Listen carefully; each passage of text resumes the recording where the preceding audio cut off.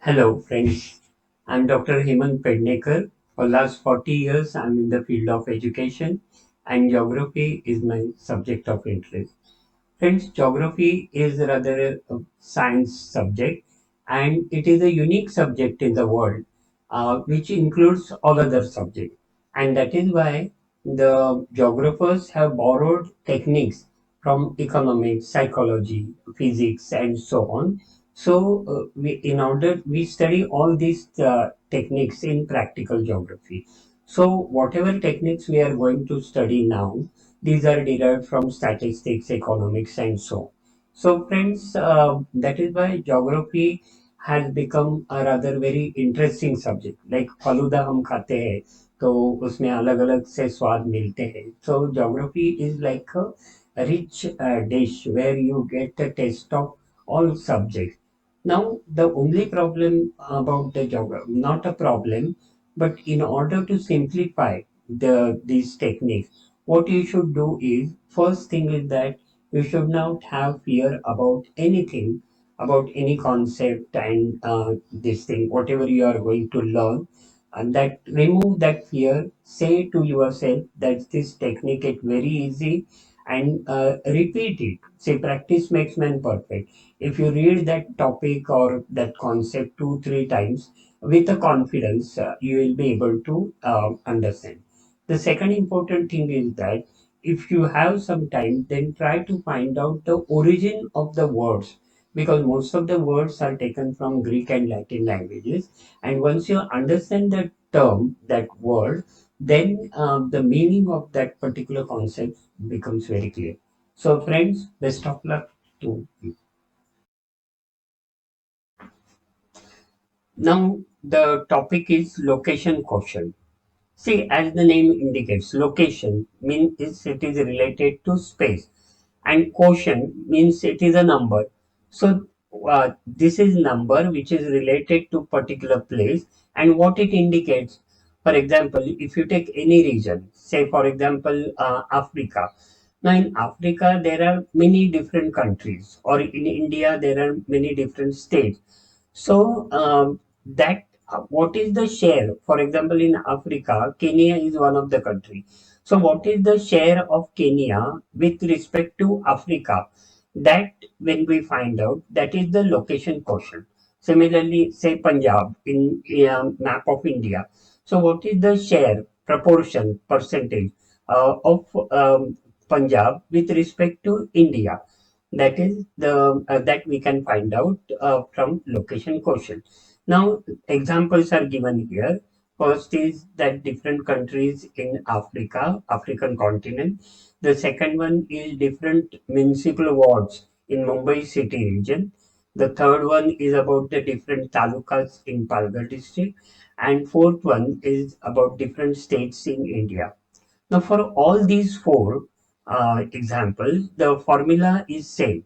That is how to find out location quotient. The formula is given. So, location quotient or LQ is equal to percentage of total population of that region divided by percentage of total area. So, if you use this formula, we can easily find out location quotient. Location quotient या तंत्राचा आपल्याला अभ्यास करताना पहिल्यांदा आपण नावाकडे लक्ष दिलं. Location म्हणजे स्थान, कोशंट कोशंट म्हणजे एक number.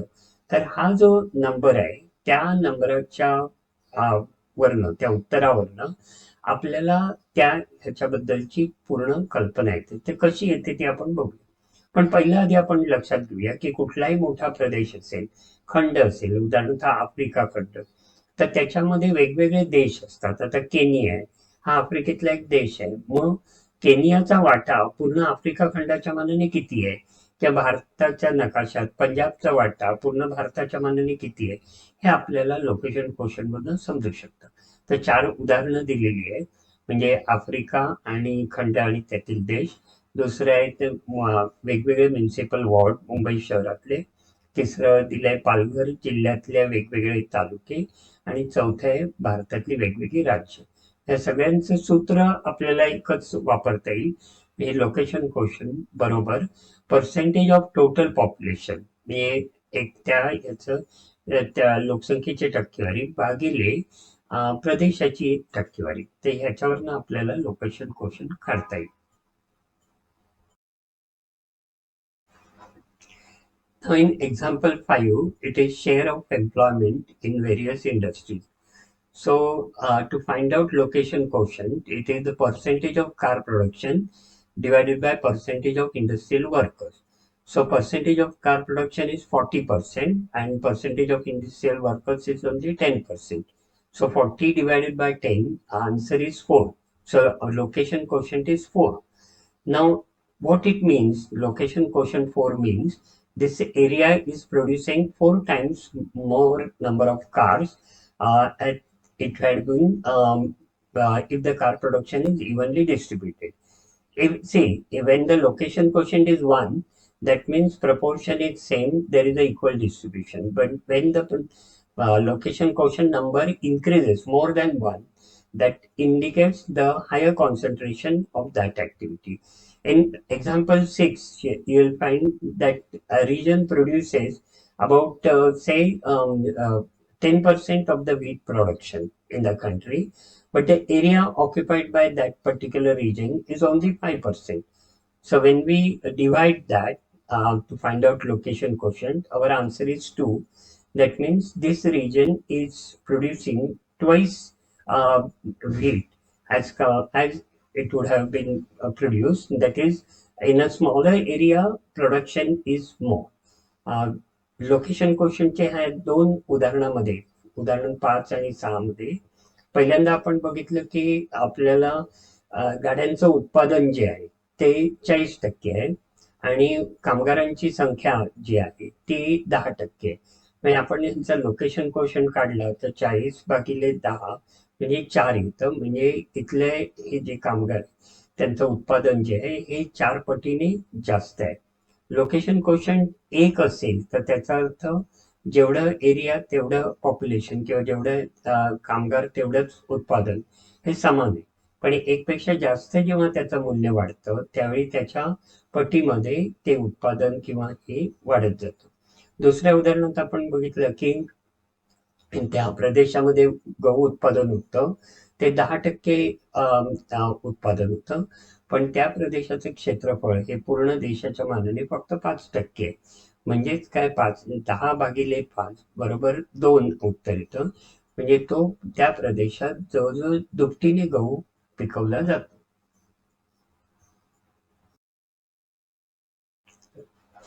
So this is a very simple diagram to explain how location quotient is calculated. Say you find rectangles A, B, C, and D. Consider these as different regions. Now, one dot, it represents a population of 5,000. So, in first area, so and then in the adjoining table, uh, the regions are given A, B, C, and D, and their area, and then the percentage of actual area.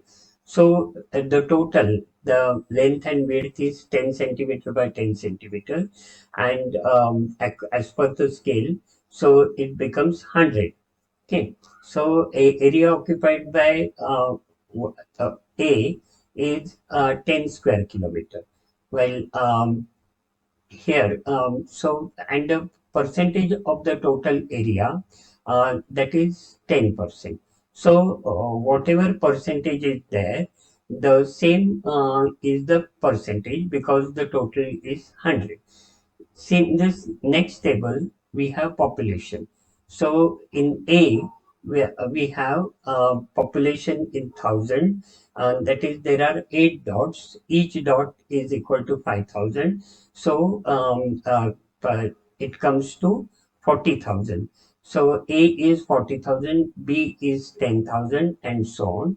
And here again, you will find the percentage of total population. It becomes same because the total is 100%.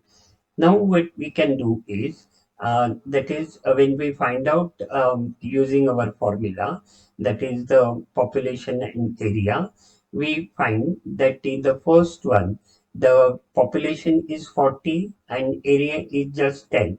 So 40 divided by population divided by area, that is comes to 4. So location quotient is high. That means 4 times more population is concentrated in that region. For the B, you find that is it is just the reverse. So it is 10 population divided by 40. So answer is 0.25. That means not even 1. 1 means equal. So it is less than equal, and so population is very very less as compared to area. Similarly, C and D. तर ना याच्यामध्ये आपल्याला असं दिसेल की एका साध्या आकृतीद्वारे आपण लोकेशन क्वेश्चन ही संकल्पना आपण समजून घेऊया. आता या ठिकाणी आपल्याला दिसेल की जो प्रदेश दिलेले आहेत वेगवेगळे ए बी सी आणि डी, खाली प्रमाण पण दिले. तर त्याच्यामध्ये आपण साधारण असं एक घेतले की त्याचं क्षेत्रफळ किती आहे आणि त्याचं एकंदर त्याचं खालती त्याच्यामध्ये जी लोकसंख्या दाखवलेली ती किती आहे. ते लोकसंख्या टिंबांच्या साहाय्याने दर्शवलेली आहे. ते एक टिंब म्हणजे 5,000 लोकसंख्या आहे. आता पहिलं जे टेबल आहे त्याच्यामध्ये एरिया दिलेला आहे, क्षेत्रफळ दिलेलं आहे. तर एचं क्षेत्रफळ 10 म्हणलंय, तर त्याचा टोटल एरिया जो आहे पर्सेंटेज आहे ते पण 10 आहे. कारण का एरियाची सगळ्यांची आपण बेरीज केली तर ती 100 येते आणि त्यामुळे हे आकडे आणि टक्केवारीचे आकडे जुळतात. तसंच आपल्याला आपण लोकसंख्या बघितली तर ए मध्ये 8 टिंब आहेत. एक टिंब म्हणजे 5,000 आणि म्हणून त्या ठिकाणी आपल्याला लोकसंख्या जी आली ती 40,000 आली. बी मध्ये 2 टिंब आहेत म्हणून लोकसंख्या 10,000. असं करून त्याचं पण पर्सेंटेज म्हणजे हे आकडे आणि लोकसंख्येची टक्केवारी ही सारखीच आहे. आता आपण काय करणार आहोत, तिसऱ्या टेबलमध्ये प्रदेशाची टक्केवारी घेतली आणि लोकसंख्येची टक्केवारी आणि लोकसंख्येच्या टक्केवारीला आपण प्रदेशाच्या टक्केवारीने भागलं. आता ए मध्ये आपल्याला लोकसंख्येची टक्केवारी आहे 40 आणि प्रदेशाची टक्केवारी 10. म्हणजे 40 भागिले 10 उत्तर येतं 4. म्हणजे लोकेशन क्वोशंट 4 याचा अर्थ या प्रदेशामध्ये जेवढी लोकसंख्या पाहिजे त्याच्या चौपट लोकसंख्या आहे. तर बी मध्ये आपण बघतोय की एकदम उलट आहे. म्हणजे क्षेत्रफळ आहे 40%, पण त्याच्यामध्ये असणारी लोकसंख्या आहे फक्त 10%. म्हणजे 10 भागिले 40 म्हणजे उत्तर जे येतं 0.25. म्हणजे 1 पेक्षा कमी आलं. याचा अर्थ जेवढी लोकसंख्या तिथे असायला हवी होती त्याच्या पावपटीने किंवा 1/4 लोकसंख्या तिकडे आहे. तसंच सी आणि डीचं आपल्याला काढता येईल. Now we have seen the regions A, B, C, D. Now suppose if we combine these regions A and B, C and D together, what will happen? Its location quotient value will change. Now it's very interesting. So if we combine AB region, the area becomes 50%, CD obviously 50%, so total 100%. So the percentage of total area is 50%, 50%. Then population. When we combine population of A and B, it becomes 50,000 and percentage is also 50%. C and D 50,000, percentage is 50%. So again, so now we have 50% population, 50% area. So 50 divided by 50, the answer is 1. That means the population is evenly distributed, or in proportion to the area, population is correct, perfect. So see, earlier the regions were small and large, but now both the regions are of same size and the population is also same, and that is why we are getting the answer location quotient is 1. जे एक वेगळं आपण उदाहरण बघितलं. आपल्याकडे 4 प्रदेश होते A B C D. त्यांचे आकार वेगवेगळे होते. तर आपण काय केलं, ए आणि बी एकत्र केले, सी आणि डी एकत्र केले. मग असं केल्यामुळे काय झालं की ए बीचं एकत्रीकरण झाल्यानंतर त्यांचा एरिया हा 50% झाला आणि लोकसंख्या पण 50%. मग हे आपल्याला या 3 टेबलमधून दिसतं. म्हणजे 50 भागिले 50 झालं तर उत्तर येतं 1. याचा अर्थ जेवढा प्रदेश आहे तेवढीच लोकसंख्या तिथे आहे. तर हे समीकरण कशामुळे बदललं, तर आपण ए बी ना एकत्र केलं म्हणून. म्हणजे आपल्याला लोकेशन क्वोशंट कसं काढायचं ते समजलं आणि प्रदेशांचं एकत्रीकरण झालं किंवा त्या गुणोत्तरात बदल झाला तर लोकेशन क्वोशंट बदलतं हेही समजलं. So once you have understood the concept, now there is one solve example. Now I'm not going into the much detail for this solve example because you can easily understand that and follow that. So here, because say I have taken very simple example in order to understand the concept. Now once you have understood the concept, then you can go into the details thoroughly through this example and you will be able to solve this example. It is already solved and given interpretation also. So that will help you to understand this concept well. So here it is location quotient to examine the spatial variation of agriculture workers to main workers in Thane district. So what it is, agriculture workers on one hand to the total main workers. So we are comparing these two in the Thane district for a different area. That is, there are 13 talukas and main workers and agriculture workers is given. मित्रांनो, आपण आतापर्यंत जे location क्वेश्चनचं उदाहरण बघितलं ते अगदी साधं होतं. ते मुद्दाम साधं का घेतलं की त्याने तुम्हाला ती संकल्पना स्पष्ट व्हावी. आता आणि त्याचं सविस्तर स्पष्टीकरण मी दिलं. आता ह्याच्या पुढे आपल्याला हे जे उदाहरण आपण सोडवणार आहोत तर त्या उदाहरण ते थोडंसं गुंतागुंतीचं आहे, पण एकदा तुम्हाला मूळ संकल्पना समजली तर हे उदाहरण कसं सोडवायचं ते सोडवून दिलेलं आहे, त्याचं विश्लेषण पण दिलेलं आहे, तर त्यावरनं तुमच्या लक्षात येईल. तर ह्याच्यामध्ये काय आहे, शेती उद्योगात असणारे कामगार आणि एकूण कामगार मुख्य प्रवाहातले का, तर ह्या दोघांची तुलना जी आहे ही आपल्याला प्रत्येक तालुका वाईज हे करायचे, त्याच्या लोकेशन क्वोशंट त्यांचे काढायचे. तर ते कसं काढायचं ते आपण पुढे बघूया. So in this table, what we have done is we have taken agricultural workers for every taluka and divide that value by main workers, and so we got the value. आणि या ठिकाणी आपण काय केलेलं आहे, प्रत्येक तालुक्यातले शेतीचे असणारे कामगार जे आहेत त्यांचं प्रमाण घेतलंय आणि त्याला जे मुख्य कामगार आहेत त्याच ह्याच्यातले ते त्यांचं प्रमाण, म्हणजे याच्यातनं त्यांनी त्याला भागल्यानंतर आपल्याला तक्त्यात दाखवलेल्या ही मूल्य आपल्याला मिळालेली आहे.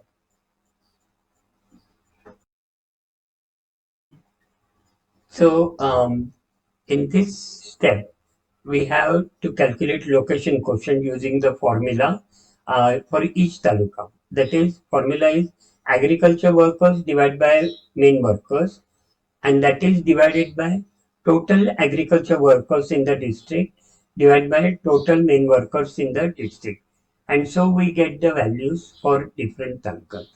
म्हणजे आपल्याला आता लोकेशन क्वोशंट काढण्यासाठी प्रत्येक तालुक्यामधले शेतीमध्ये असणारे कामगार आणि मेन वर्कर्स तर त्यांना त्यांचा भागाकार करायचा आहे आणि त्याला आपण जिल्ह्याचं जे आहे त्यातले शेतीतले कामगार आणि प्रमुख कामगार तर ह्यांचा भागाकार करून आलेलं उत्तर आहे त्याने बघायचे, तर ते आपल्याला लोकेशन क्वोशंटचं उत्तर मिळतं. So once we got the location quotient values, we'll have to rearrange them in descending order. That means for example, Vada has got highest value 1.70. So Vada will come first, then followed by Shahpur, where the value is 1.4, and so on. And the last one is Thane, where value is 0.05.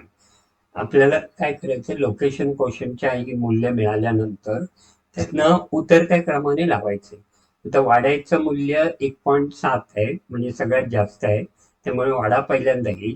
त्यानंतर शहापूर, त्याचं मूल्य आहे 1.4, ते दुसरं. असं करत ठाण्याचं मूल्य सगळ्यात कमी आहे, म्हणजे 0.05, म्हणून ठाणं सगळ्यात शेवटी आहे. नाऊ we have plotted these values.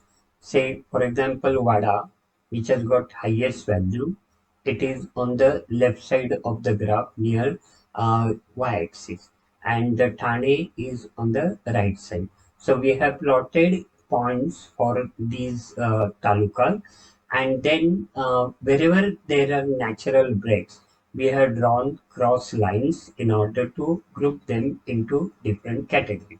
आपण काय केलं की आलेख कागदावर ही सगळी मूल्य टाकली. आता वाड्याचं मूल्य सगळ्यात जास्ती आहे 1.7.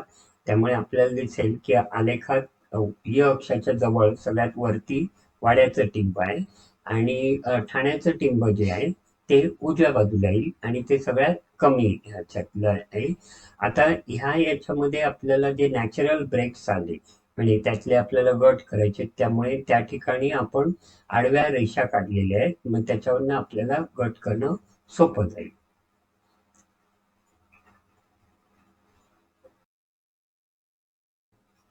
So now we are going to prepare a thematic map with the help of data or 5 classes which we have got.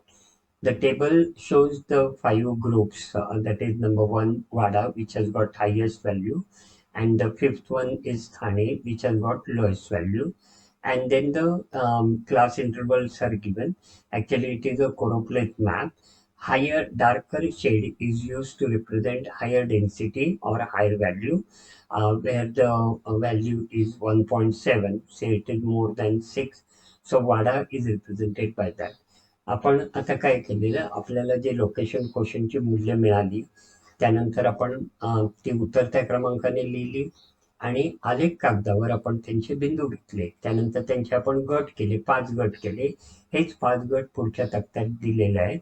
एक गट पहिला गट वाड्याचा आहे की ज्याचं मूल्य सगळ्यात जास्ती आहे 1.7, आणि शेवटचा गट आहे तो ठाण्याचा आहे ज्याचं मूल्य सगळ्यात कमी आहे म्हणजे 0.05. तर आता हे झाल्यानंतर त्या 5 गटांसाठी आपण छटा निवडल्या. ज्यांचं मूल्य जास्त आहे त्यासाठी आपण डार्क रंगाची छटा किंवा जास्त गडद छटा निवडली, आणि ज्याचं मूल्य सगळ्यात कमी आहे त्यासाठी आपण टिंबाची किंवा सगळ्यात विरळ छटा निवडली. आणि अशा प्रकारे आपण हा नकाशा केलेला आहे. थीमॅटिक हा कोरो प्लेट नकाशा किंवा प्रदेश दाटीदर्शक नकाशा आपण तयार केलेला आहे. आणि त्यावरनं आपल्याला ठाणे जिल्ह्यातलं लोकेशन क्वेश्चन किंवा ह्याच्यातलं किती प्रमाणात त्याचं प्रमाण आहे शेतीत गुंतलेल्या कामगारांचं हे एका दृष्टिक्षेपात लक्षात येतं.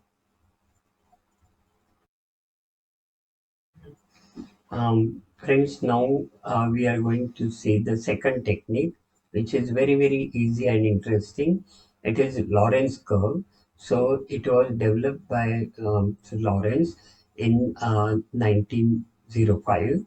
And this is about he devised this particular graph to represent the inequality in the wealth. And the technique is very simple. That is, it is a simple graph where a line at an angle of 45 degree is drawn. This line represents the line of equal distribution, and then the actual distribution is represented with the help of curved line. So this is called as a Lorenz curve. Now, how far is the variation between the straight line, that is a line of equal distribution, and the curved line, that is the Lorenz curve? That is the graphical representation of the inequalities in terms of whatever factors or whatever data is given to us. And there are two types of varieties of data. One is spatial data. Spatial is related to space, and the second is non-spatial data, which is not related to space. मित्रांनो, आपण आता हे दुसरं तंत्र बघणार आहोत, Lawrence curve. तर या तंत्राचा विकास लॉरेन्स यांनी 1905 साली केला. आणि संपत्तीतली, एखाद्या देशातल्या लोकांकडे असणाऱ्या संपत्तीतली विषमता आपल्याला लक्षात यावी यासाठी त्यांनी हे तंत्र वापरलं. हे अगदी साधं तंत्र आहे की ज्याच्यामध्ये एक आलेख काढलाय त्यांनी आणि आलेखात एक 45 अंशाचा कोन करून रेषा काढली. आता ही जी रेषा आहे ही रेषा समान वितरणाची रेषा मानली जाते. आणि जे प्रत्यक्ष वितरण आहे, तर ते आपल्याला आलेखाद्वारे दाखवलं जातं. तर त्या आलेखाला आपण लॉरेन्झ कर्व म्हणतो. हा लॉरेन्झ कर्व समान वितरणाच्या रेषेपासून किती जवळ आहे किंवा किती दूर आहे, हे आपल्याला एका दृष्टिक्षेपात या आलेखाद्वारे कळू शकतं. ह्याच्यामध्ये दोन प्रकार आहेत आकडेवारीमध्ये. स्पॅशल डेटा किंवा स्थानासंबंधीची माहिती, स्थानांकित, आणि दुसरा आहे नॉन स्पॅशल डेटा, म्हणजे ज्याचा स्थानाशी तसा डायरेक्ट संबंध नाही अशी माहिती. Um, in this slide, it is the same thing which I have explained you earlier. That is, Lorenz curve was developed by Mr. Lorenz, and it helps us to understand the inequality among the distribution of any phenomena under study. हे आपल्याला Lawrence curve हा Lawrence यांनी विकसित केला आणि त्याच्यामध्ये साध्या आलेखामध्ये 45 अंशाला एक रेषा काढली, जी लाईन ऑफ इक्वॅलिटी किंवा समानतेची रेषा, आणि लॉरेन्स कर्व म्हणजे प्रत्यक्ष जे वितरण आहे ते आपल्याला एका साध्या आलेख वक्राद्वारे दाखवलं, त्याला आपण लॉरेन्स कर्व म्हणतो. तर त्या दोघांमधला फरक आपल्याला याच्यातनं लक्षात येतो. So in Lorenz curve, as we know that it is a simple graph.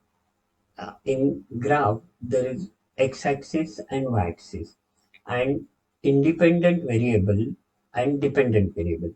So independent variable means variable which is not dependent on anything. For example, suppose if we consider rainfall and crop, can we say, see, we know that the crops are dependent on rainfall. If there is a more rainfall or less rainfall, that affects the production of crop. So rainfall becomes independent variable and crop becomes dependent variable. Can it be a reverse way? That is, if there is so much of crop production, if crop production is more, then there will be more rainfall.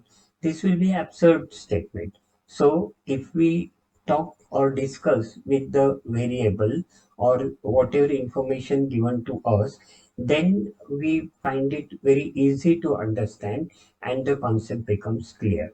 So these are the two variables. X-axis, normally independent variable is taken along x-axis and dependent variable is taken along the y-axis. Now, whatever data is given to us, we find cumulative frequency of that one in percentages. So total is 100% along x-axis and 100% on the y-axis. म्हणजे या आलेखामध्ये आपण बघितलं की हा साधा आलेख आहे आणि कुठल्याही आलेखामध्ये क्ष अक्ष असतो आणि य अक्ष असतो. तर क्ष अक्षामध्ये आपल्याला दिसेल की दोन व्हेरिएबल किंवा चल असतात. एक स्वतंत्र चल इंडिपेंडंट व्हेरिएबल आणि दुसरा अवलंबित चल. आता उदाहरणार्थ आपण घेतलं की पाऊस आणि धान्य उत्पादन. तर आता पाऊस जो आहे, तर पाऊस जास्त पडला, धान्य उत्पादन जास्त येतं. पाऊस कमी पडला, धान्य उत्पादन कमी येतं. म्हणजेच काय, पावसाच्या प्रमाणावर धान्य उत्पादन अवलंबून आहे. म्हणजे पाऊस हे स्वतंत्र चल आहे. पाऊस कोणाची वाट बघत नाही. पण धान्य उत्पादन मात्र पावसावर अवलंबून आहे. त्यामुळे धान्य उत्पादन हे अवलंबित चल आहे. समजा आपण हे उलट विचार केला, की बाबा एवढं आमचं धान्य उत्पादन झालंय, आता जास्त झालंय, म्हणजे मग जास्त पाऊस पडला पाहिजे असं आहे का? नाहीये. म्हणजे हे विचित्र विधान आहे. त्यामुळेच आपण न घाबरता आपण दिलेल्या आकडेवारीशी बोललो तर आपल्याला त्या मनातली भीती जाते आणि आपल्याला ती संकल्पना समजायला मदत होते. तुम्ही एक लहान मुलगी बघा, म्हणजे ती कशी असते, ती लाकडी बाहुलीशी अशी बोलते. माझी बबडी कशी आहे, तू काय झोप येते का, असं ती बोलते. आता ती निर्जीव आहे आपल्याला माहिती आहे, पण त्या मुलीच्या दृष्टीने ती सजीव असते. तसं तुम्ही जर आकड्यांशी बोललात किंवा दिलेल्या माहितीशी बोललात, परत परत ती माहिती वाचलीत आणि ते असं का दिलेलं आहे हे जर तुम्ही समजावून घ्यायचा प्रयत्न केला, तर तुम्हाला हा सगळा अभ्यास खूप सोपा वाटेल. तर आपण काय बघितलं की क्ष अक्ष आहे आणि य अक्ष आहे. तर क्ष अक्षावर साधारण हे स्वतंत्र चल घेतलं जातं, य अक्षावर अवलंबित चल. आता दोन्ही चल जी आहेत त्यांचं आपण हे संचित वारंवारिता क्युम्युलेटिव्ह फ्रिक्वेन्सी आणि 100% म्हणजे इथे क्ष अक्षावर 100% य अक्षावर 100% आणि मग आपल्याला लॉरेन्झ कर्व काढणं सोपं जातं. So as I told you that in any graph, there are two axes, x-axis, y-axis. While drawing Lorenz curve, we require x-axis, y-axis. Independent variable is taken on x-axis, dependent variable is taken on y-axis. And along both the axes, you have cumulative frequencies from 0 to 100%, 0 to 100%. या आपल्याला या इथे दिसेल आलेखात आपण म्हटलं दोन अक्ष पाहिजेत, क्ष अक्ष, य अक्ष. आणि स्वतंत्र चल जे आहे ते क्ष अक्षावर आणि अवलंबित चल हे य अक्षावर. आता आपल्याला जे वारंवारिता दिलेली आहे तर ती संचित वारंवारिता करून ते 0 ते 100% आपल्याला क्ष अक्षावर घेतो आणि तसंच संचित वारंवारिता करून आपण 0 ते 100 हे य अक्षावर देतो आणि त्यामुळे आपल्याला या लॉरेन्स कर्व काढायला हे सोपं होतं. So now for Lorenz curve, we have drawn a line at an angle of 45 degree. This line is very important because this line is considered as the line of equal distribution or hypothetical distribution. The actual distribution is represented by another curve that is called as the Lorenz curve. And that Lorenz curve is compared with this line, that is how far it is near to that or away from that, and that helps us to understand the situation. ह्या आकृतीमध्ये आपण काय बघतो की 45 अंशाला एक रेषा काढलेली.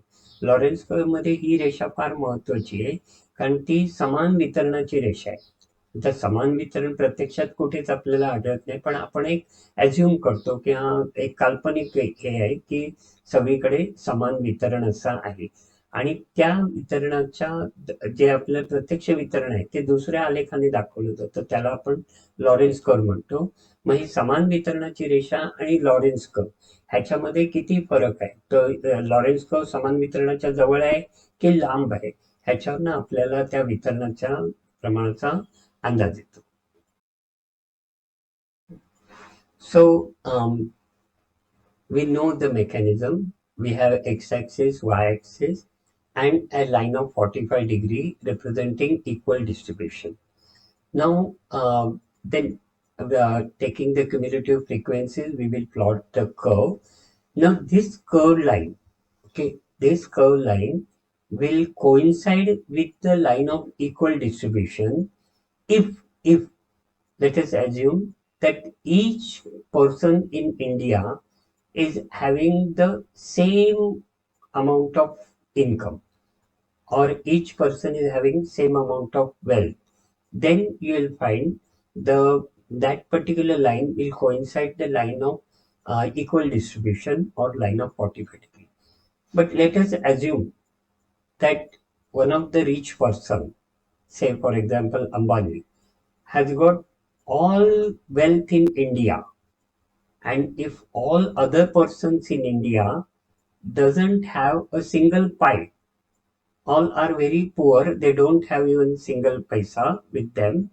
In that case, if we draw the graph, Lorenz curve, it will coincide with x-axis. Okay, that means it will be furthermost away from the line of equal distribution.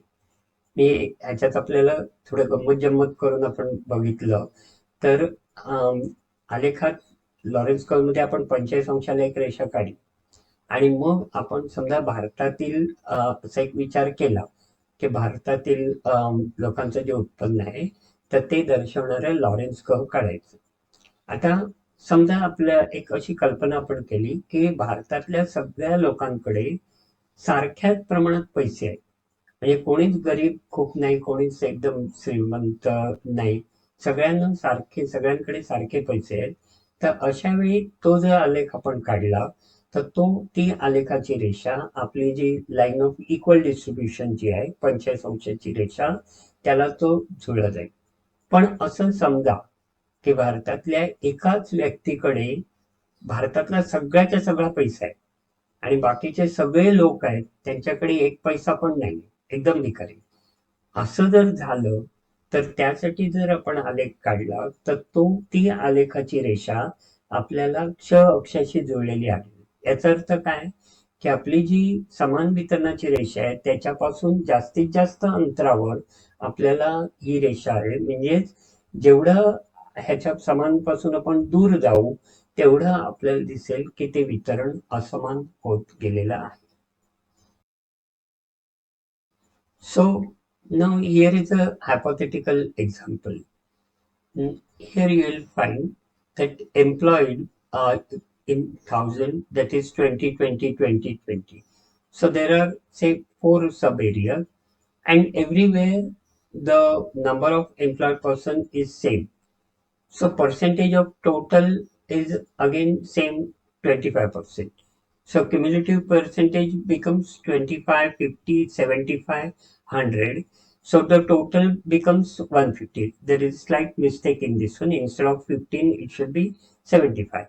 Now, if we plot these values on the graph, you will find that the graph line, our Lorenz curve, will coincide with the line of equal distribution. And that is why you will find, so because as we can see from the table, the distribution is perfectly equal. इथे एक आपण काल्पनिक उदाहरण घेतलेलं आहे की 4 प्रदेश आहेत. प्रत्येक प्रदेशातल्या कामगारांची संख्या 20,000 आहे. म्हणजे एकूण टोटल जी आहे प्रत्येक प्रदेशातल्या कामगारांची संख्या ही 25-25% आहे. म्हणजे सगळीकडे सारखीच आहे आणि त्यामुळे आपल्याला दिसेल, फक्त एक आकडा चुकलेला आहे, 15च्या जागी 75 आपण बघितलं पाहिजे. तर तिथे आपल्याला दिसेल आलेखात आपल्याला ती जी रेषा आहे ती रेषा आणि आपली जी समान वितरणाची रेषा दोन्ही एकत्रच मिळालेल्या असतील, म्हणजे त्याच्यामध्ये तफावत अजिबात नसेल.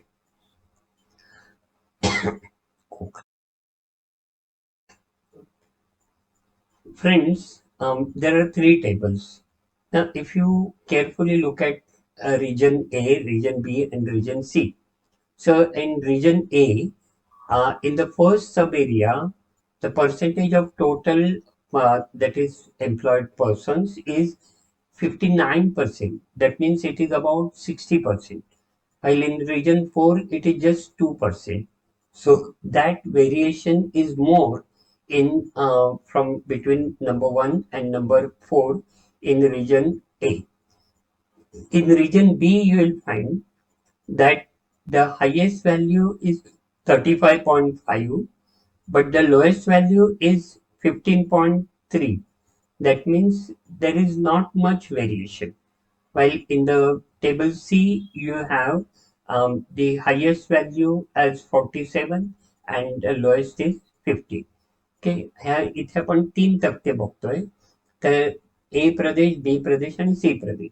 ए प्रदेशातले जास्तीत जास्त जी टक्केवारी आहे ह्याची एम्प्लॉयड किंवा ज्यांना कामगार आहेत त्यांची, ती 59% आहे आणि कमीत कमी आहे ती 2%. पण रिजन बी मध्ये आपल्याला दिसेल की 35% जास्त आहे आणि 15% कमी आहे. म्हणजे रिजन ए मध्ये तफावत जास्त आहे, रिजन बी मध्ये ती त्या मानाने कमी आहे. आपण पुढच्या स्लाइड मध्ये. So in this one the tables are also given, and then you find 2 curves. One curve for region A is drawn in red color. So, and it is the further away from the line of equal distribution. So, as we know that in region 1, in the region A, in sub-region 1, there are 59.4% of workers concentrated in that region, while region 4 in this region A has got only 2. So, the difference between the highest and lowest is more, and that is why the curve drawn for A is very much away from the line of equal distribution. On the other hand, for B, you will find the variation between the highest and lowest value is slightly less, though it is there, and that is why you will find the curve for B is represented by dashed line, and which is very close to the line of equal distribution. आता आपल्याकडे या आलेखामध्ये 2 वक्र आढळतात. एक लाल जो वक्र आहे तो ए प्रदेशासाठी काढलाय ए प्रदेशामध्ये आपल्याला लक्षात आलं की त्याचे उपप्रदेश जे आहेत, तर 1 नंबरचा प्रदेश आहे त्याच्यामध्ये 59% कामगार एकवटलेले आहेत, तर 4 नंबरचा प्रदेश आहे तिथे फक्त 2%. म्हणजे ए प्रदेशामधल्या वेगवेगळ्या उपप्रदेशा भागांमध्ये तफावत खूप जास्त आहे. आणि त्यामुळे ए प्रदेशासाठी काढलेला वक्र जो आहे, हा लाईन ऑफ इक्वल डिस्ट्रीब्युशन किंवा समानतेची जी रेषा आहे त्याच्यापासून तो दूर गेला, म्हणजे वितरण अतिशय असमान आहे. पण त्याच उलट बी प्रदेशासाठी आपण बघितलं, तो वक्र हा डॅश लाईनने काढलेला आहे, तुटक रेषेने काढलेला आहे. आणि तिथे आपल्याला जास्तीत जास्त संख्या आणि कमीत कमी यातला फरक त्या मानाने कमी आहे. आणि म्हणून ती तुटक रेषा ही आपल्या समानतेची जी रेषा आहे त्याच्या जवळ असलेली आपल्याला दिसते. So this is as the earlier example, this is slightly more complicated example, but not at all difficult. Here it is a census data given for the workers in different economic activities in Thane district, Thane Taluka and Mokada Taluka for the year 2001. Now this is the data given to us, and then we'll have to find out, draw curves for these three and then compare them. हे आपल्याला ह्या ठाणे जिल्हा, ठाणे तालुका आणि मोखाडा तालुका याच्यातल्या वेगवेगळ्या गटांमध्ये, वेगवेगळ्या उपगटांमध्ये कामगारांची संख्या किती आहे तर ते आपल्याला दिलेलं आहे. तर ह्याचे आपल्याला वक्र काढायचे आहेत, लॉरेन्स कर्व काढायचे आणि त्याची आपल्याला तुलना करायची. So in this table, we have Thane district, Thane Taluka, and Mokhada Taluka. So we'll have to find out the percentage of workers in each category to the total workers and in different activities. And this is calculated over here. So after that, we will arrange these percentages in descending order, and then we will find cumulative percentage of that to in order to draw the Lorenz curve.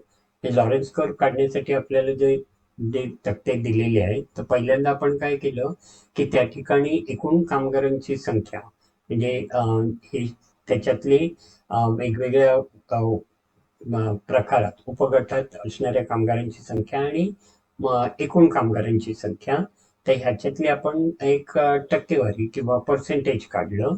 आणि त्यानंतर आपण आता काय करणार आहोत की हे टक्केवारी जी आहे ही आपल्याला उतरत्या क्रमाने लिहायची आहे आणि नंतर मग त्याची संचित वारंवारता करायची आहे, म्हणजे मग आपल्याला हा लॉरेन्स कर्व काढायला सोपं. Now, in this table, Thane district, Thane Taluka and Mokhada Taluka are given, and the percentages are arranged here in descending order from highest to lowest. म्हणजे या ठिकाणी आपल्याला घेतले दिसेल ठाणे जिल्हा, ठाणे तालुका आणि मोखाडा तालुका दिलेले आहे. आणि आपण जी टक्केवारी काढलेली आहे ती उतरत्या क्रमाने आपण इथे मांडलेली आहे, म्हणजे सगळ्यात जास्त वरती आणि क्रमाक्रमाने कमीत कमी खाली आलेले आहे. So, in order to draw a Lorenz curve, we require cumulative frequency. And that is why for Thane, you can see here. So, we have added frequencies together. And so, the total is 100%. It is obviously it is a percentage. So, the last value is 100%. And that is calculated here. And plus, we have taken a total of all three columns, which we'll use afterwards. इथे आपण बघतोय की आपण जी टक्केवारी काढली ती उतरत्या क्रमांकाने मांडली, ह्याच्यानंतर आपण जे त्याची संचित वारंवारता घेतली, कारण आपल्याला लॉरेन्स कर्व काढण्यासाठी संचित वारंवारता लागते. क्ष अक्षावर पण संचित वारंवारता, य अक्षावर पण संचित वारंवारता, तर ते आपण केलेले आहे. आणि शेवटी आपण त्या संचित वारंवारतेची बेरीज पण घेतलेली आहे, तर ह्याचा उपयोग कसा करायचा ते आपण नंतर बघूया. So in this graph you will find that the orange line represents the Mokhada, where you'll find variation is too much, and so that line is slightly maximum away from the line of equal distribution. Then you have lines for Thane Tehsil and Thane district, so which are slightly closer. So in Thane district, Thane Tehsil, you will find that there are, say, because it is more developed, the percentage of workers in different activities is almost same, or they are equally distributed, which is not the case with Mokhada, where because the region is not well developed, you will find more percentage of workers in agriculture activity, and that is why unequal distribution is there in Mokhada. So the curve for Mokhada is very much away from the line of equal distribution. ह्या आलेखामध्ये आपल्याला दिसतं की मोखाड्याचा जो वक्र आहे तो orange रंगाचा आहे आणि तो सगळ्यात बाहेरचा आहे, किंवा त्या समानतेची जी रेषा आहे त्यापासून तो जास्तीत जास्त लांब आहे. त्या उलट कारण म्हणजे तो भाग अविकसित आहे, त्यामुळे फक्त शेती गुंतलेल्या कामगारांची संख्या जास्त आहे. बाकीच्या प्रकारचे व्यवसाय तिथे विकसित झालेले नाहीत. त्यामुळे तिथे ज्या कामगारांचे जे वितरण आहे वेगवेगळ्या ह्याच्यात, त्यात आपल्याला फार असमानता दिसून येते, आणि त्यामुळे तो वक्र हा समानतेच्या रेषेच्या जास्तीत जास्त लांब गेलेला आढळतो. त्याच्या उलट ठाणे तालुका जो आहे हा आपल्याला दिसेल की तो जास्त विकसित आहे, आणि त्यामुळे त्या ठिकाणी वेगवेगळ्या गटांमधल्या कामगारांची संख्या पण जवळपास कमी जास्त आहे. म्हणजेच ती रेषा जी आहे ती आपल्याला समानतेच्या रेषेच्या जवळ आलेली आढळते. Now, Lorenz curve is a graphical representation of the equality or inequality. Okay, that is with the help of graph, whether the line is close to the line of equal distribution or away from it. But now we are going to see a slightly different technique which is related to this one, which is called as a index of concentration. So index of concentration is just one value. Now, how to calculate this value? The formula is given, that is index of concentration is equal to A minus R divided by M minus R. Now, A is the area total. So, in cumulative frequency, earlier table, we have added all the cumulative frequencies together to get the area total. That is for Thane Taluka, it is 846.43 minus it is the R is the regional total, that is for Thane district, and it is 788.21 divided by 1000. Now what is 1000?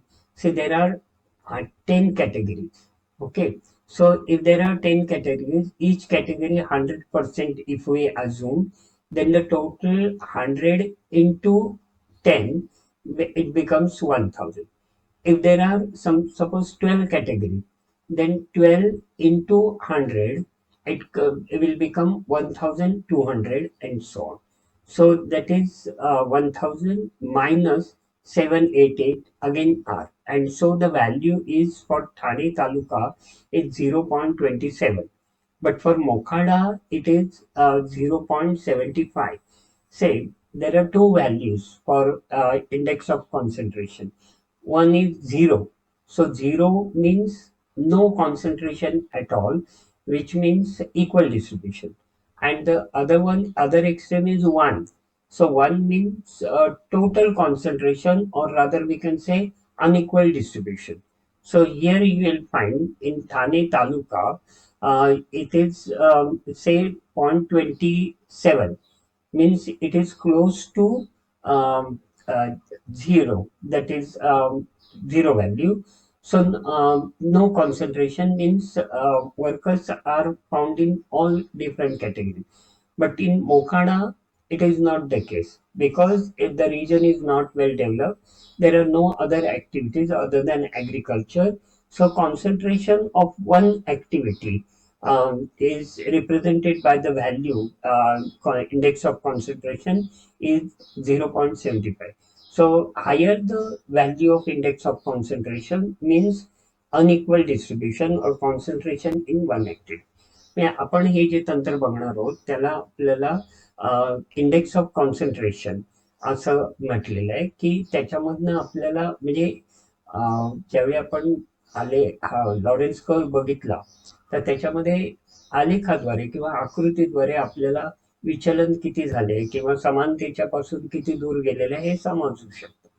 पण हीच गोष्ट आपल्याला एका आकड्याने पण समजू शकते, तर ते आपल्याला इंडेक्स ऑफ कॉन्सन्ट्रेशन कळू शकतं.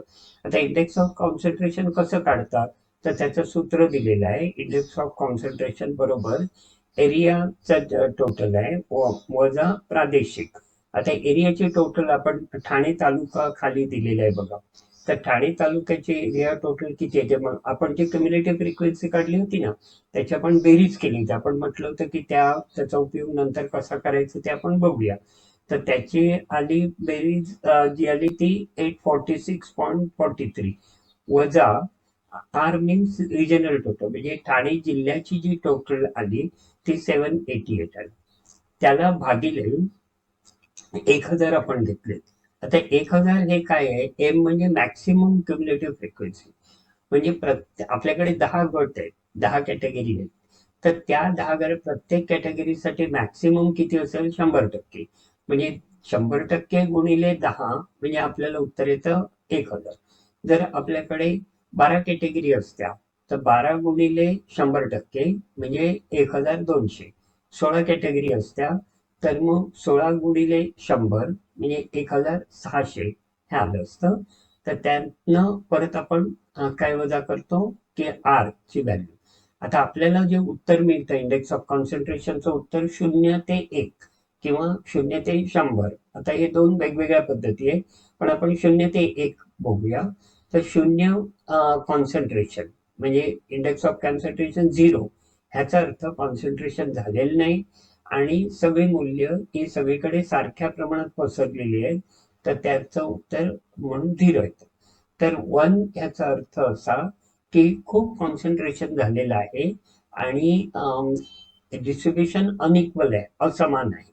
आता आपल्याला ठाण्याचं मूल्य येतं 0.27 म्हणजे याचा अर्थ काय त्या शून्याच्या जवळ ते येत आहे. म्हणजेच या ठाण्यामध्ये जो जिल्हा तालुका आहे हा विकसित आहे. ठाणे जे शहराच्या जवळ आहे आणि त्या ठिकाणी आपल्याला वेगवेगळ्या उद्योगधंद्यात आणि वेगवेगळे लोक आढळतात. म्हणजेच याचा अर्थ तिथे सगळ्या प्रकारच्या व्यवसायांचा विकास झालेला आहे आणि म्हणून त्याचं तिथे विषमता कमी आहे म्हणून त्याचं मूल्य जे आहे ते 0.27. त्याउलट मोखाडा जर आपण बघितलं तर त्याचं मूल्य आहे 0.75. म्हणजेच काय झालंय की मोखाडा हा दुर्गम भागातला हे आहे आणि शेतीशिवाय जास्त काही तिथे नाहीच आहे आणि त्यामुळे जास्तीत जास्त कामगार आपल्याला शेतीमध्ये आढळतात.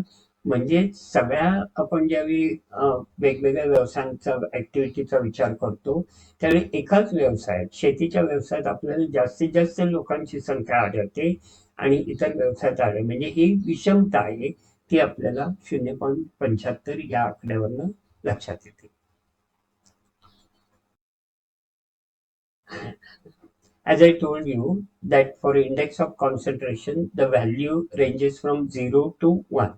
0 means no concentration at all, even distribution, and 1 means full concentration or unequal distribution.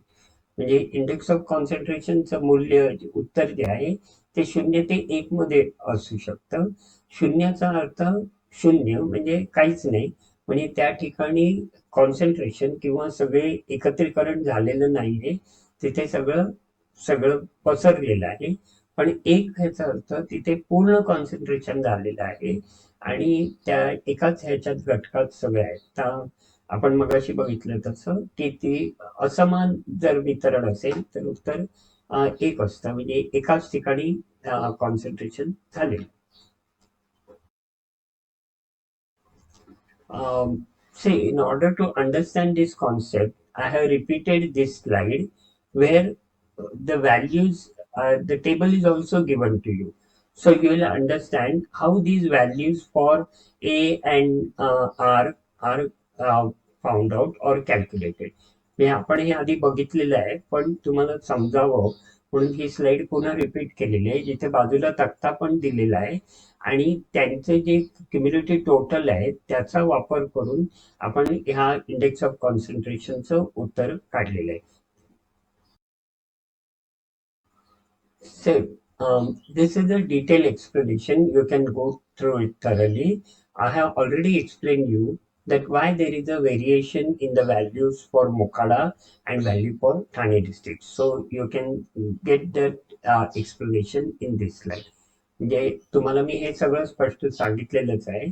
तर ठाण्याचे मूल्य आणि मोखाड्याचं मूल्य ह्याच्यामध्ये का तफावत आढळते हे आपल्याला स्पष्टीकरण ह्या स्लाइडमध्ये दिलेलं आहे. It is a continuation of same interpretation. That is, what is the difference between Thane and Mokhada. हे आपलं जे स्पष्टीकरण आहे त्याचाच हे पुढचा भाग आहे की ठाणे आणि मोखाड्यातला फरक काय आहे ते आपल्याला या स्लाइड मध्ये दिलेलं आहे.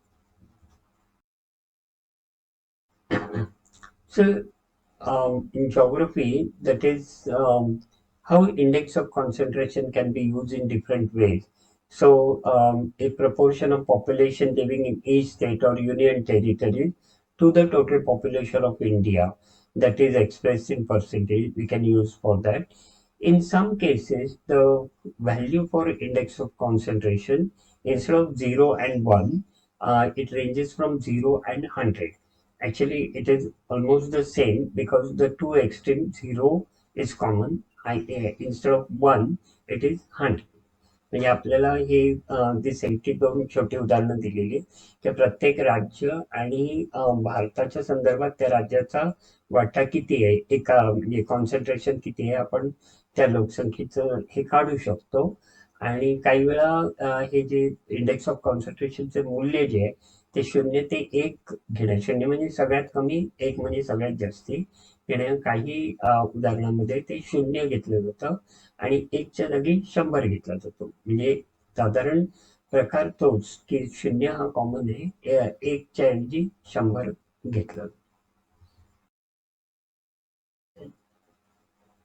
So this is another example where you will find that there are 14 categories, and that is why the value for M is 1400.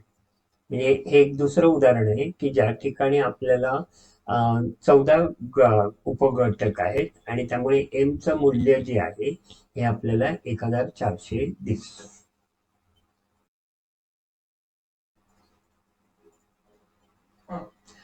Now, in this example, how there is a linkage between the Lorenz curve and the index of concentration.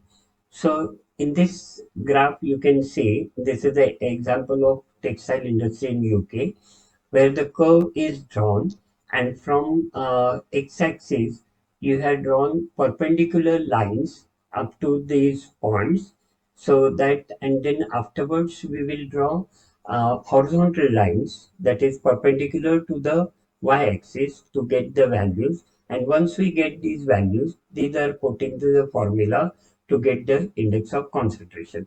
हे आपलं एक दुसरं उदाहरण आहे इंग्लंडमधील वस्त्रोद्योगाबद्दलचं आहे आणि त्याच्यामध्ये इथे आपल्याला दिसेल की जे आलेख काढलेले आहेत त्या लॉरेन्स कर्वच्या आलेखावर क्ष अक्षापासून आपण प्रत्येक 10% अशा उभ्या लंबरूप रेषा काढलेल्या आहेत आणि त्या वक्राला जिथे मिळतात त्या पॉइंटवरनं आपण य अक्षाला जोडणाऱ्या रेषा नंतर काढणार आहोत आणि ती जी मूल्य आपल्याला मिळतील त्याचा वापर आपण इंडेक्स ऑफ कॉन्सन्ट्रेशन काढायला करणार आहोत. So you can go through these details steps and how the values are put into the category that I have explained you earlier, and there are say 10 category. So we have a value for n is 1000, and then the other values are also given. So please go through that. हे आपल्याला हे जे संख्या दिलेल्या आहेत तर त्याच्यावरनं आपल्याला लक्षात येतं की ह्या अम, तिथे 10 उपघटक आहेत आणि म्हणून आपल्याला 10 गुणिले 100 म्हणून आपल्याला ते येतं तिथे 1000 असं येतं.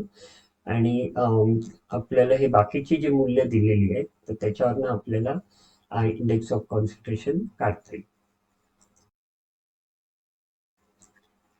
So this is a summary of what we have learned.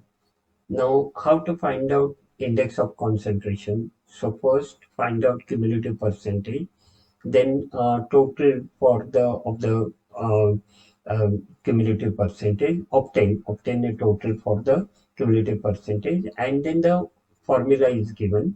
So depending on the number of categories, say if there are 14 categories, then our aim will be 14 into 100. 100 means maximum 100%. So it is 1400. And the answer will be from 0 to 1. So 0 is diversification or no concentration, and 1 means full concentration or uneven distribution.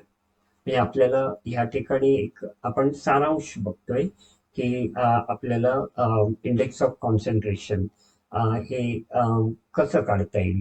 तर त्यासाठी आपण काय करतोय की पहिलं आपण संचित वारंवारता काढली आणि त्यानंतर त्या संचित वारंवारतेची आपण बेरीज घेतली आणि त्या बेरजेचं जे मूल्य येतील ते आपण ह्या सूत्रामध्ये टाकलं.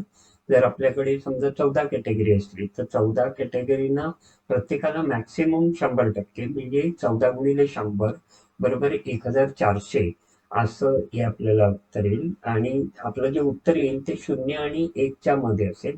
0 ह्याचा अर्थ 0 कॉन्सन्ट्रेशन, याचा अर्थ सगळीकडे समान वितरण झालेलं आहे, एकत्रीकरण झालेलं नाही. आणि 1चा अर्थ पूर्ण एकत्रीकरण झालेलं आहे किंवा समाजामध्ये किंवा त्या घटकामध्ये विषमता आढळते. Now, this is a spatial data, means related to space, where the different talukas of Thane districts are given, area of those talukas, and total population in 2001 that is given here. So, with the help of that, we'll have to draw the Lorenz curve for the distribution of population in Thane district. So, whether the distribution is even or uneven, that we'll come to know with the help of that graph. म्हणजे आपल्याकडे हा एक उदाहरण दिलेलं आहे. हा special data आहे. तर तो special SPATIAL means related to space. So that is so area is given and population for आपल्याला वेगवेगळे ठाणे जिल्ह्यात तालुके दिलेले आहेत आणि त्यांचे क्षेत्रफळ दिलेलं आहे आणि लोकसंख्या दिलेली आहे. तर ह्याच्या साहाय्याने आपल्याला ठाणे जिल्ह्यातलं लोकसंख्येचं वितरण दर्शवणारा एक आलेख काढायचा आहे, लॉरेन्स कर्व काढायचा आहे.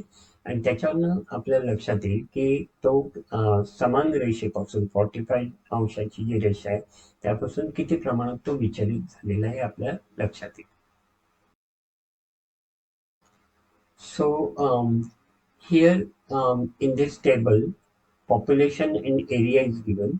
The ratio between population and area is given in the next column, and then the percentage of area and percentage of population. ह्या तक्त्यामध्ये आपल्याला काय दिसतं की मूळ दिलेले आपल्याला जी माहिती आहे ती, त्यानंतर आपण त्याचं गुणोत्तर काढलं म्हणजे लोकसंख्या आणि क्षेत्रफळ याचं गुणोत्तर रेशो हे आपण पुढच्या कॉलममध्ये काढले. आणि नंतर मग क्षेत्रफळाची टक्केवारी घेतली आहे, लोकसंख्येची टक्केवारी घेतली आहे. तर इथपर्यंत आपल्याला या तक्त्यामध्ये दिसतं. So these are the steps for Lorenz curve, where you will find that independent variable is taken along x-axis, dependent on y-axis. So first of all, we calculate the ratio, whatever stages we have seen. Now we'll have to find out the cumulative frequency, that percentage, and those are once we get those cumulative values, we can plot it on x-axis and y-axis to get the and draw a line of 45 degree for equal distribution and plot the values to get a graph for Lorenz curve. हे आपल्याकडे हे टप्पे दिलेले आहेत की कशा प्रकारे आपल्याला लॉरेन्स कर्व आपण काढू शकतो. मग असं आपण टेबल बघितलं तर याचे संचित वारंवारता काढून आपण त्या ज्या व्हॅल्यू आहेत त्या क्ष अक्षावर म्हणजे स्वतंत्र चल आणि य अक्षावर अवलंबित चल असं घेतलं जातं आणि त्याच्या साहाय्याने 45 अंशाची जी रेषा आहे ती समान वितरणाची रेषा आणि मग आपण जो वक्र आहे लॉरेन्स कर्व हा काढला जातो. So in this table, we have taken the values of ratio and those are arranged in descending order. So Ulhasnagar has got highest ratio, so it is on the top, and Mokhada has got the lowest ratio, that is the ratio between population and area. So it is the lowest, and accordingly, the percentage of area, percentage of population, and then the cumulative frequency for those are given in the last two columns. हे या तक्त्यामध्ये आपल्याला दिसतं की आपण जे टक्केवारी काढली लोकसंख्या आणि क्षेत्रफळाची तर ती आपण उतरत्या क्रमाने मांडतोय. म्हणजे उल्हासनगरला ही टक्केवारी सगळ्यात जास्त आहे किंवा लोकसंख्येचं केंद्रीकरण तिथे सगळ्यात जास्त झालेलं आहे. त्यामुळे त्याला पहिलं घेतलंय. तर मोखाड्यामध्ये हे सगळ्यात कमी आहे म्हणजे प्रदेश जास्त आहे आणि त्यामानाने लोकसंख्या कमी आहे. तर त्यामुळे टक्केवारी आपलं हे जे आहे रेशो आपला आहे तो सगळ्यात कमी आहे. आणि त्याच्यानंतर आपण प्रदेशाची टक्केवारी आणि लोकसंख्येची टक्केवारी जी होती ती घेतलेली आणि त्याचे पुढचे दोन कॉलम्स जे आहेत त्याच्यामध्ये त्यांची संचित वारंवारता घेतलेली आहे. तर शेवटी आपल्याला ती 100% येते कारण ती संचित वारंवारता आहे. So actually we have seen how to calculate index of concentration.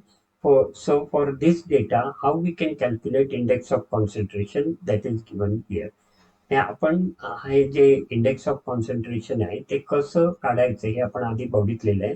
तर आता आपल्याला दिलेली जी माहिती आहे त्यासाठी इंडेक्स ऑफ कॉन्सन्ट्रेशन कसं काढायचं ते आपल्याला या स्लाइडमध्ये कळू शकतं.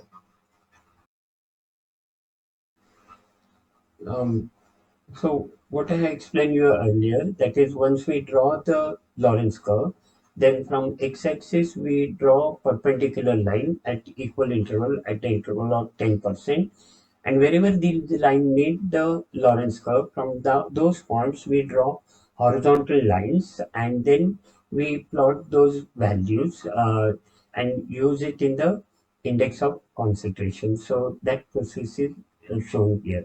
आपण जे वक्र काढलेलं आहे त्या वक्र काढल्यानंतर आपण काय करतो हे 10% 20% आपण अक्षावर घेतले तर त्या प्रत्येक 10% 20% आपण लंबरूप रेषा काढतो आणि ह्या लॉरेन्स कर्वला वक्राला जिथे मिळतात त्या बिंदूतनं आपण य अक्षाला समांतर रेषा काढतो आणि अशा प्रकारे आपल्याला ही जी माहिती मिळते आकडेवारी मिळते त्याचा उपयोग आपल्याला इंडेक्स ऑफ कॉन्सन्ट्रेशन काढायसाठी होतो. So there is an interpretation, you can go through it. I have already explained you that what is Lorenz curve, what is index of concentration, and how it is applicable to this example that is given here that you can read. That is a line of 45 degree is a line of equal distribution, and how far your curve deviates from that line that indicates equal or unequal distribution in that region. हे आपण हे आधी बघितलेलं आहे Lawrence curve आणि index of concentration. तर ह्या उदाहरणाच्या बाबतीत आपल्याला ते कसं वापरता येईल ते इथे दिलेलं आहे की 45 अंशाची जी रेषा असते ती लाईन ऑफ इक्वल डिस्ट्रीब्युशन समानतेचं वितरण त्याच्यापासून आपला लॉरेन्स कर्व किती प्रमाणात दूर गेलाय किंवा जवळ आलाय ह्याच्यावरनं आपल्याला ते वितरण समान आहे की असमान आहे हे कळू शकतं. See, it is again continuation of same explanation. That is why Mokhada value is much less because the region is not well developed. While for Thane Tahsil, it is much more because it is very close to Thane. म्हणजे आपलं जे स्पष्टीकरण आहे तेच याच्यात पुढे दिलेलं आहे की मोखाड्याचं मूल्य कमी का आहे कारण तो दुर्गम प्रदेश आहे आणि त्या ठिकाणी इतर सुविधांचा विकास झालेला आहे. त्या उलट ठाणे तालुका हा ठाणे शहराच्या जवळ असल्यामुळे त्या ठिकाणी सगळ्या प्रकारचा विकास झालेला आपल्याला आढळतो. Now, this is another technique, index of dissimilarity. Actually, similarity, equal, unequal. So different names are given to these techniques. So overall, more these techniques, they give us information whether the distribution is equal or not, or how far there is a variation. So it is also known as coefficient of localization by Florence in 1948, or it is known as index of change by Smith in 1969. Now, it is the simplest technique, and it is just a subtraction that you should know, and it's very easy. This is the data given to us, that is the region A, B, and C. Then year-wise population is given, and the percentage, population percentage, and the area of region A, B, and C. With the help of this simple table, let us see how we can find out the index of dissimilarity. तर हा index of डिसिमिलॅरिटी तर हा जो index आहे तो index of concentration सारखाच आहे, फक्त वेगवेगळ्या पद्धतीने हे काढलं जातं आणि ह्याला वेगवेगळ्या नावाने पण ओळखलं जातं. म्हणजे फ्लॉरेन्स यांनी 1948 साली ह्याला कोएफिशियंट ऑफ लोकलायझेशन असं नाव दिलं. तर स्मिथ यांनी 1969 मध्ये द इंडेक्स ऑफ चेंज असं नाव दिलं. तर हे आपल्याला काढताना काय बघायचं, एक तक्ता दिलेला आहे, तिथे लोकसंख्येची टक्केवारी दिलेली आहे आणि 1941, 81 आणि 2021 म्हणजे साधारण 40 वर्षाच्या कालखंडाने ही लोकसंख्येची टक्केवारी दिलेली आहे रिजन ए, बी आणि सी ची. आणि त्यांचं खाली त्या प्रत्येक प्रदेशाचं रिजन ए, बी आणि सी चं क्षेत्रफळ पण दिलेलं आहे. तर ह्याच्या साह्याने आपण हा इंडेक्स ऑफ डिसिमिलॅरिटी कसं काढायचं ते आपण बघूया. So the formula for index for dissimilarity is very simple. That is, suppose if there are two variables, what if we consider one as p and other is q. If the q is greater, then you should minus p from q. If p is greater, you should minus q from p. Okay, so that is given in the formula, and then you'll have to add them up to find out the value. Now here you will find adding up of those whatever answer you get. So the answer will vary for dissimilarity is from 0. So zero dissimilarity means total or complete similarity, and 100% means maximum dissimilarity. Okay, so your value will vary from 0 to 100. हे तंत्र अगदी सोपं आहे. समजा आपल्याकडे दोन आकडेवारीचे गट आहेत, एक आहे पी आणि दुसरा आहे क्यू. तर त्यातला मोठा आकडा कुठला आहे? समजा क्यू मोठा असेल तर क्यू मधनं पी वजा करायचं, समजा पी मोठा असेल तर पी मधनं क्यू वजा करायचं, आणि हे जे वजाबाकीचं उत्तर आलेलं आहे त्यांची आपण बेरीज करायची टोटल, आणि ती जी टोटल आपली येईल तर ते आपल्या कुठल्या ह्याच्यात बसेल. म्हणजे आपलं उत्तर जे येईल ते शून्य, म्हणजे शून्य डिसिमिलॅरिटी, म्हणजे ह्याचा अर्थ पूर्णपणे सिमिलर किंवा सारखेपण आहे. आणि 100% म्हणजे मॅक्सिमम डिसिमिलॅरिटी, जास्तीत जास्त विविधता हे आपल्याला 100 ला मिळते. तर हे कसं केलंय ते आपण पुढच्या स्लाइडमध्ये बघूया. So in this one, P is our population data for 1941 and Q is the population data for 1981. Now, if you see the formula is summation of P minus Q. If P is large, Q is small, then P minus Q. But if Q is large and P is small, then Q minus P, either way. So what you'll have to remember is, from a larger number, you'll have to subtract the smaller number. And whatever answers you will get, you will have to add them together. So when we do that, the index of dissimilarity is 20 in this example. that is the variation between the 1941 and 1981. The index of dissimilarity is 20. म्हणजे ह्या ठिकाणी आपण काय बघितलं, दोन गट घेतले आकडेवारीचे. आपल्याला जे table दिलेलं आहे त्यातलं आपण फक्त काय घेतलं, 1941चा लोकसंख्येची आकडेवारी घेतली, त्याला आपण पी म्हटलं. आणि आपण 1981ची लोकसंख्येची आकडेवारी घेतली, त्याला आपण क्यू म्हटलं. आता आपल्याला काय करायचंय की मोठ्या संख्येतनं लहान संख्या वजा करायची. जर पी मोठा असेल तर त्यातनं क्यू वजा करायचा, जर क्यू मोठा असेल तर त्यातनं पी वजा करायचा, आणि जी उत्तरं येतील त्यांची आपल्याला बेरीज करायची. मग तशा प्रकारे आपण बेरीज केल्यानंतर आपण ते गणित सोडवलंय, तर आपल्याला उत्तर येतं इंडेक्स ऑफ डिसिमिलॅरिटी हा 20 आहे. म्हणजे 1941 आणि 81 या कालखंडातलं इंडेक्स ऑफ डिसिमिलॅरिटी आहे हा 20 आहे. तर आपण पुढच्या उदाहरणात दुसरा कालखंड घेऊन बघूया.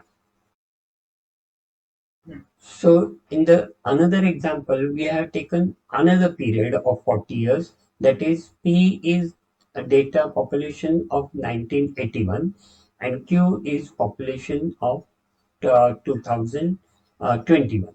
So again, the time difference is of 40 years. And when we calculate this one, index of dissimilarity, our value is 2. That means from 81 to 2021, the change in the population, the index of dissimilarity is only 2. Now let us compare these two results. या आपल्याला आधीच्या उदाहरणात उत्तर 20 आलं होतं. या ठिकाणी आपण कालखंड बदललाय, म्हणजे 1981 ते 2021 पर्यंतचा कालखंड घेतलाय, म्हणजे 40 वर्षाचाच कालखंड घेतलाय. आणि त्याचं उत्तर आपण काढलं तर ते उत्तर आपल्याला 2 आलं. मगाशी याच्यात उत्तर 20 आलं होतं. त्या दोघांची आपण तुलना करून बघूया, त्या पुढे आपण बघूया.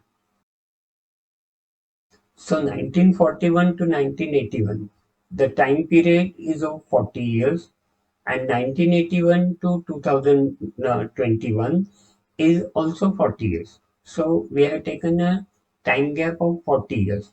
Now for the first time gap of 40 years, 41 to 81, the index of dissimilarity is 20. So what it means, interpretation is considerable change occurred during this period, and that is why the value is more. That is, so that was a period of maximum growth. But from 81 to 21, sort of a stability has occurred. So change is slightly less. So the our answer index of dissimilarity is only 2. So very less change during this period. So index of dissimilarity helps us to understand the change, whether it was rapid or on a large scale or on a smaller scale. म्हणजे या ठिकाणी आपल्याला दिसेल की आपण दोन कालखंड घेतले, एक 1941 ते 81 40 वर्ष, आणि 1981 ते 2021 हे 40 वर्ष.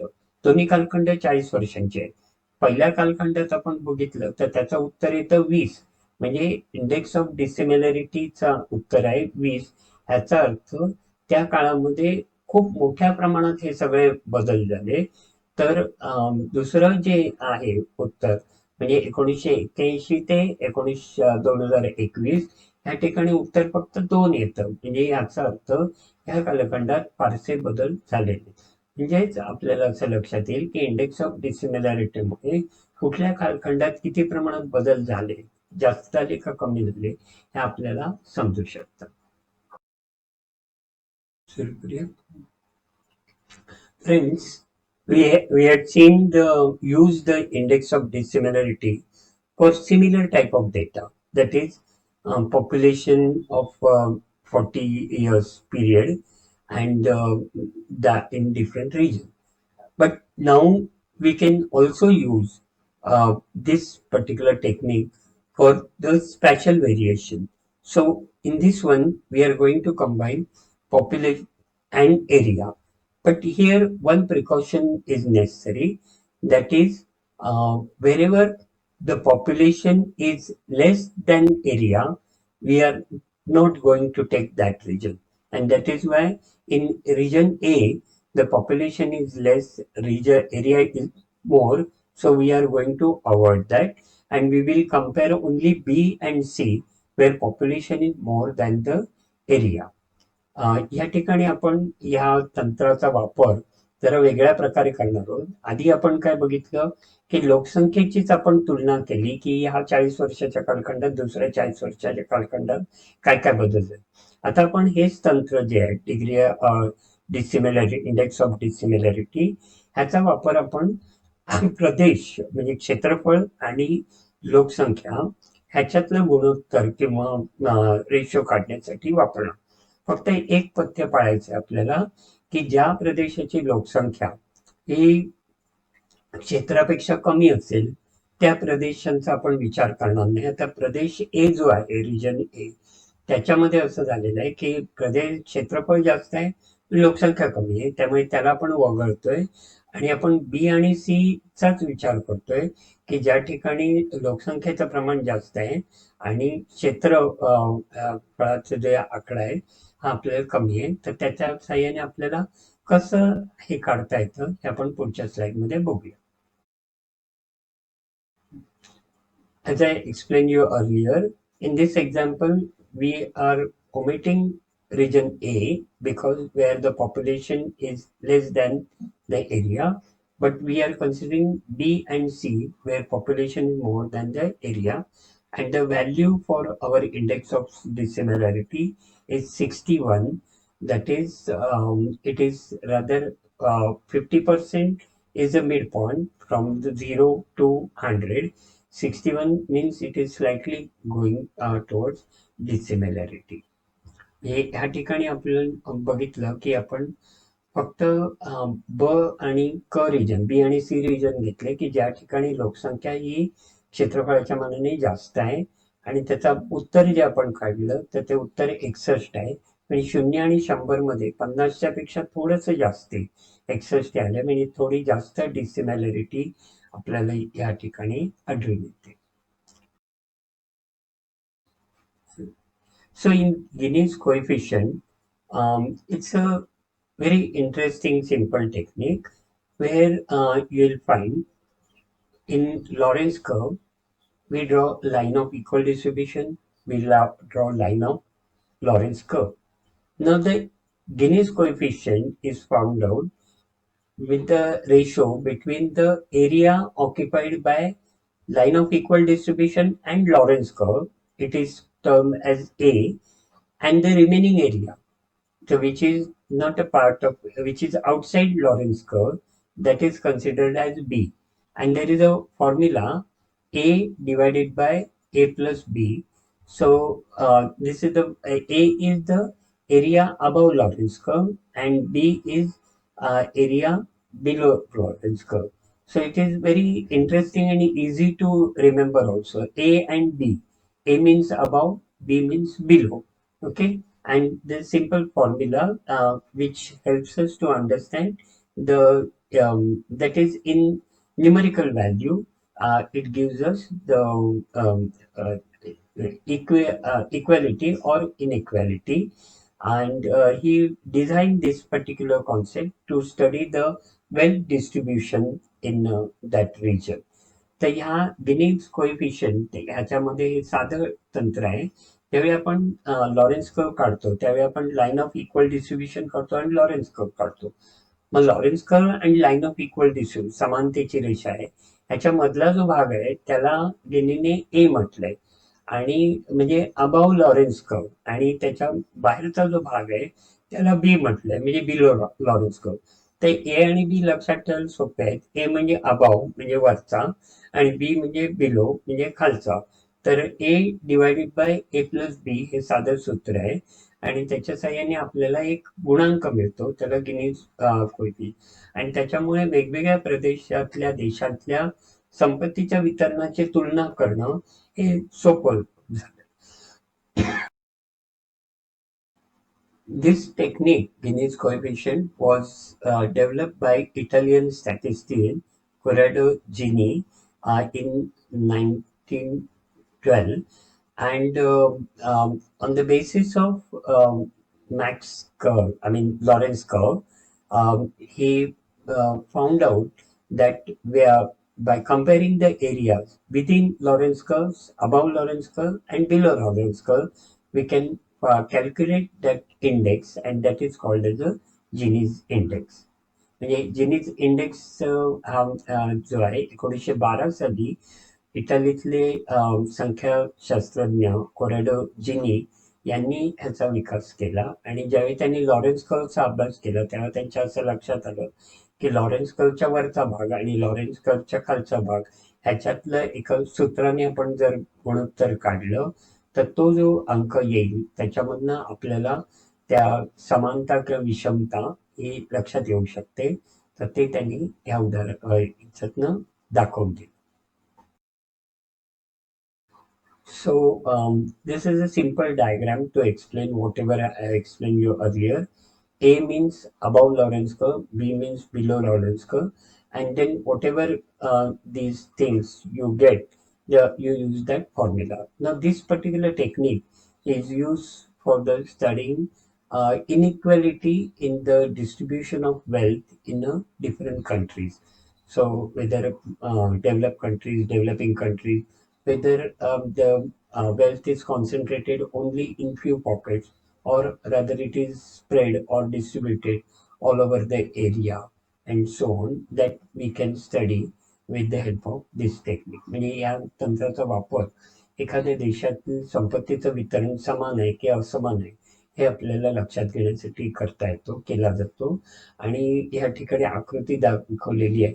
तर समानतेची रेषा आणि लॉरेन्झ वक्र ह्याच्यामधला भाग म्हणजे लॉरेन्झ कर्वच्या वरचा भाग आणि लॉरेन्झ कर्वच्या खालचा भाग ह्यांचं जर गुणोत्तर आपण हे काढलं तर त्याच्यावरनं आपल्याला ही विषमता कमी आहे जास्त आहे हे आपल्याला लक्षात येऊ शकतं. It is again the same explanation. Formula is given, and it is used this technique for the distribution or understanding of the how the wealth is spread or distributed in the country. एखाद्या देशातील संपत्तीचं वितरण कसं झालेलं आहे लक्षात घेण्यासाठी ह्या सूत्राचा गुणांकाचा वापर केला जातो. तर त्याचं सूत्र पण दिलेलं आहे A divided by A plus B. आणि हे अगदी साधं आणि छान तंत्र आहे की त्याच्या साहाय्याने आपल्याला वेगवेगळ्या देशांची तुलना करणं जास्त सोपं होतं. So the answer which we get in Gini's coefficient is 0. 0 means perfect equality. Okay, so no unevenness in the distribution of wealth. The distribution is equal. That is, Gini's index answer is 0. And 1 is the other extreme. Sometimes it is considered as 1 or 100. So in that means the maximum deviation or maximum dissimilarity in the distribution of wealth. हे आपल्याला ज्याचं उत्तर जे येतं ते 0 जर आलं जिनी इंडेक्सचं ह्याचा अर्थ संपत्तीचं वितरण त्या देशात त्या भागात सर्वत्र समानतेने झालेलं आहे, विषमता अजिबात नाही. पण तेच जर उत्तर आपल्याला 1च्या जवळपास आलं किंवा 0 ते 100 ह्या स्केलमध्ये जर 100च्या जवळपास आलं तर त्याचा अर्थ संपत्तीचं वितरण हे अतिशय असमान आहे. काही जणांकडे खूप पैसे आहेत आणि बऱ्याच जणांकडे पैसे नाही आहेत. तर त्यांनी ह्याचा उपयोग हा जगातील विविध देशांचं मधील संपत्तीचं वितरण कसं आहे ते समजून घेण्यासाठी केला. तर त्याच्याबद्दलची माहिती पुढे दिलेली आहे ती तुम्ही वाचू शकता. So as I told you that Guinea used this technique to study the distribution of wealth in different countries in different continents. So that you can read here.